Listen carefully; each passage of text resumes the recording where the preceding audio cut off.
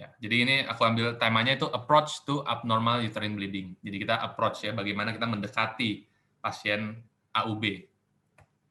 Nah, yang pertama kita harus tahu dulu tentang terminologinya. Kalau terminologinya dari AUB itu sendiri adalah irregularitas dalam siklus menstruasi. Artinya jarang banget pasien yang sebelum dia menstruasi atau sesudah dia menopause itu kita bilang AUB gitu. Tapi ada ya. Nah, jadi biasanya kalau misalnya AUB itu adalah yang diantara setelah dia mens pertama, menarki, sampai dia menopause. Gitu.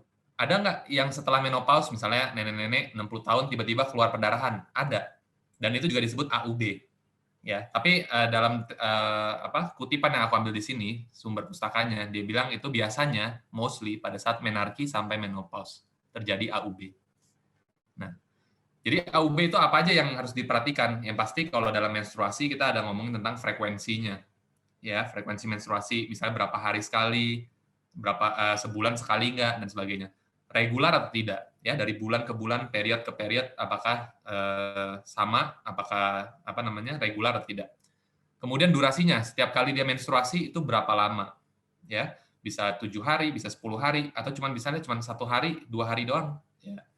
Dan yang terakhir adalah volumenya. Nah, kalau ada permasalahan dari keempat sistem yang ini, yang frekuensi, regularitas, durasi, dan volume, itu biasanya kita bilang dengan AUB. Terkecuali dalam kasus kehamilan ya. Kita tahu kadang kalau kehamilan ada yang namanya tidak menstruasi, ya, amenorrhea. Terus kemudian kadang ada spotting, misalnya kayak implantation spotting. Jadi waktu dia implantasi si embrionya, itu dia menggores sedikit dari endometriumnya sehingga mengeluarkan darah gitu, spot pada saat dia implantasi. Atau misalnya pada saat dia hamil di bawah 20 minggu terus tiba-tiba keluar perdarahan dari jalan lahir. Nah, itu bukan masuk AUB. Ya, jadi kita pokoknya exclude kehamilan di sini. Nah, terus kemudian siklus menstruasi normal itu yang mana sih sebenarnya? Lagi-lagi ini aku kasih tahu dari awal bahwa masing-masing orang berbeda-beda, ya. Ada yang memang frekuensinya lebih rendah misalnya gitu ya. Tapi memang dia teratur terus-terusan gitu. Jadi ya sebelum dianggap terlalu bermasalah sebenarnya. Nah, yang normal itu seperti apa? Frekuensi 24 sampai 38 hari. Ya, maksudnya tiap 24 hari ya, tiap 30 hari dia menstruasi gitu. Itu frekuensinya. Otomatis dengan semakin pendek frekuensi, contoh 18 hari sekali, artinya semakin cepat dia mengalami siklus menstruasinya. Kemudian durasi, setelah dia menstruasi dari hari pertama sampai dia stop menstruasi itu berapa lama? Ya, normalnya 7 sampai 9 hari. Tapi tidak jarang aku dengar banyak sekali pasien yang kayak, saya cuma 4 hari, saya cuma 5 hari. Tapi emang udah dari dulu, Dok, gitu. Nah, ya udah, memang itu variasi masing-masing individu. Dan volume itu 5 sampai 80 mili totalnya. Ya, selama dia keluar darah itu dia 5 sampai 80 mili. Nah, itu juga susah kali dihitung, ya. Kita nggak bisa minta pasien coba ditampung, dihitung, nggak bisa, karena dia keluar semau-mau dia. Nah, biasanya dihitung dengan cara pembalut, ya. Nanti kita lihat di pemeriksaan fisik. Anamnesis, sorry. Nah, ini anamnesis. Yang pertama kita harus lihat adalah kalau misalnya pasien datang dengan keluhan ada keluar darah dari jalan lahir, ya, dan di luar siklus menstruasinya. Maka kita harus bertanya dulu pertama-tama, ya, kita tahu dia dulu dong usianya berapa, apakah dia sudah menstruasi atau belum, ya, menarki kapan, menarki itu pertama kali menstruasi ya, terus kemudian terakhir menstruasi kapan, last menstrual period, ya, jadi terakhir menstruasi kapan gitu, misalnya kalau dia bilang, oh baru bulan lalu, oh berarti bulan ini doang yang bermasalah, misalnya gitu. Frekuensinya kita tanyain, tiap berapa hari menstruasi, apakah berubah-ubah? Misalnya Januari, tiba-tiba nanti tengah Januari udah mens. Terus nanti akhir Maret baru mens. Terus selang 2 bulan, Mei baru mens lagi. Nah, itu kan tidak beraturan ya, frekuensinya tidak beraturan. Kemudian regularitas tadi, berhubungan dengan frekuensi. Durasinya, ya kita tanyain berapa hari biasanya kalau dia menstruasi. Apakah yang kali ini memanjang atau memendek? Itu juga perlu ditanyakan. Nah, kalau untuk volume, kita tanya berapa kali ganti pembalut sehari. Memang agak sedikit susah ya untuk menentukan secara spesifik berapa jumlah mililiternya. Tapi kira-kira ya mungkin yang perempuan juga udah pada tahu ya, bagaimana bisa bilang kayak, oh ini banyak, oh ini sedikit gitu. Nah, biasanya itu mengganti pembalut sekitar 2 sampai 4 kali lah sehari ya. dengan kepenuhan pembalutnya itu ya sedang gitu, jangan sampai terlalu, oh saya cuma 3 kali sehari, tapi penuh banget darah di pembalutnya. Nah itu juga nggak bisa dihitung sebagai dikit gitu. Ya, jadi harus hati-hati ditanya dari volumenya ini.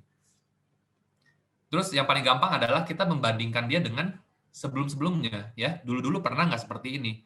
Apakah ini pertama kali mensnya terlalu banyak misalnya? Kita tanya di situ. Kemudian apakah ada perdarahan intermenstrual? Jadi misalnya Januari dia menstruasi awal Januari. Kemudian tengah-tengah Januari dia keluar darah nih, entah menstruasi kah atau apa, pokoknya keluar darah. Nah, nanti Februari ada lagi. Nah, berarti kan mungkin yang tengah-tengah ini tuh intermenstrual bleeding. Ya, kita harus cari tahu ada apa di situ. Oh ya, terus kemudian untuk ngomongin terminologi, mungkin beberapa teman-teman masih sering mendengar ya, oligomenorea, menorrhagia, metrorrhagia gitu ya. Nah, itu dulu dipakai seperti itu, tapi karena banyak keraguan dan ambiguan, itu sering kali ditinggal sekarang, ya. Jadi kalau menorrhagia itu ingat aja menor ya, terlalu berlebihan. Jadi darah yang keluar terlalu banyak dan bisa juga dia terlalu sering gitu. Ya. Nah, kalau metrorrhagia itu broad term untuk bilang bahwa siklus mensnya tidak lancar, tidak regular, itu metrorrhagia. Nah, jadi kalau misalnya digabung menometrorrhagia gitu ya, berarti dia udah nggak lancar, sekali keluar banyak lagi berdarahnya gitu. Nah, jadi itu terminologi yang sedikit bingung.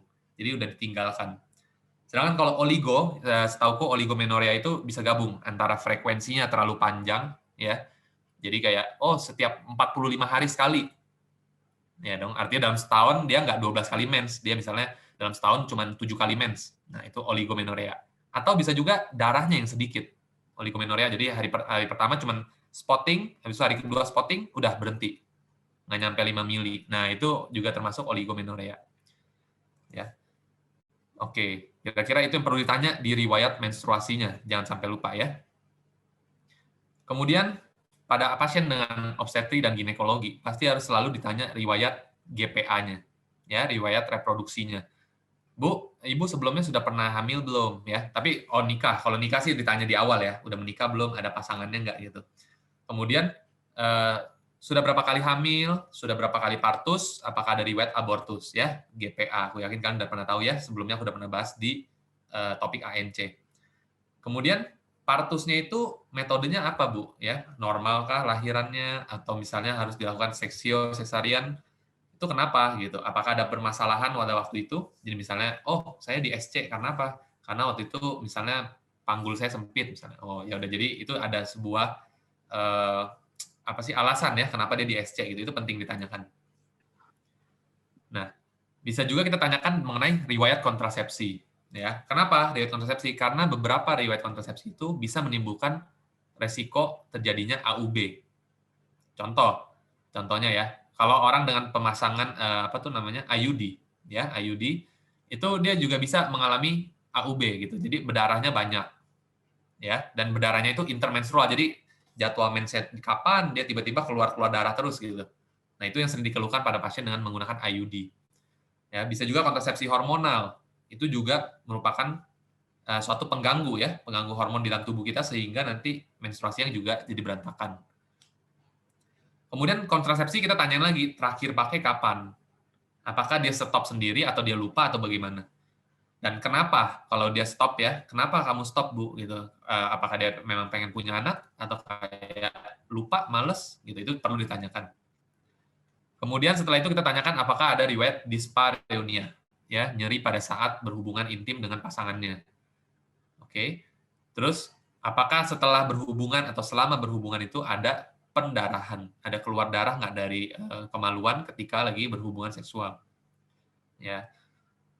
Terus kita tanyakan, Bu, ada sering nggak ada riwayat riwayat pemeriksaan, ya, IVA atau Pap smear. Ini sebagai metode screening ya untuk kanker serviks, dua ini IVA dan Pap smear. Jadi ditanyakan apakah pernah cek atau enggak.